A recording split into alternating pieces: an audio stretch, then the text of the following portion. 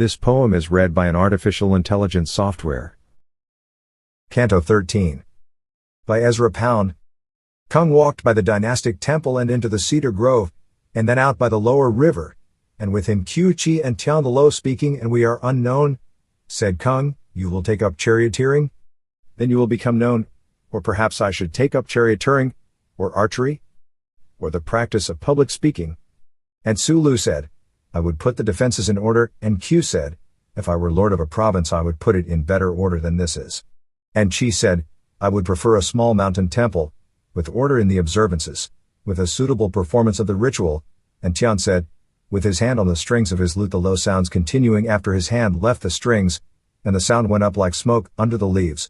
And he looked after the sound, the old swimming hole, and the boys flopping off the planks, or sitting in the underbrush playing mandolins. And Kung smiled upon all of them equally. And Seng Zi desired to know, which had answered correctly.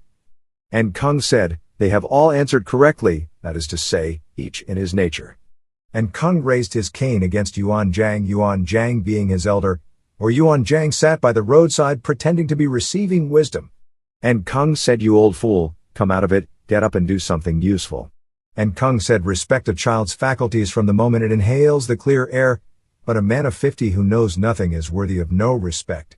And when the prince has gathered about him all the savants and artists, his riches will be fully employed. And Kung said, and wrote on the bow leaves, if a man have not order within him he cannot spread order about him, and if a man have not order within him his family will not act with due order, and if the prince have not order within him he cannot put order in his dominions.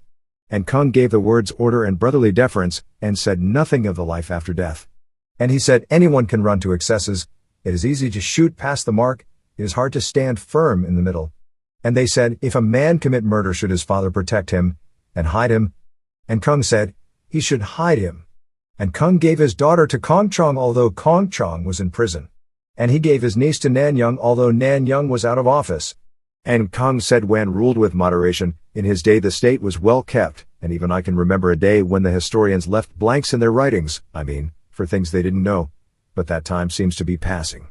A day when the historians left blanks in their writings, but that time seems to be passing. And Kung said, without character you will be unable to play on that instrument or to execute the music fit for the odes.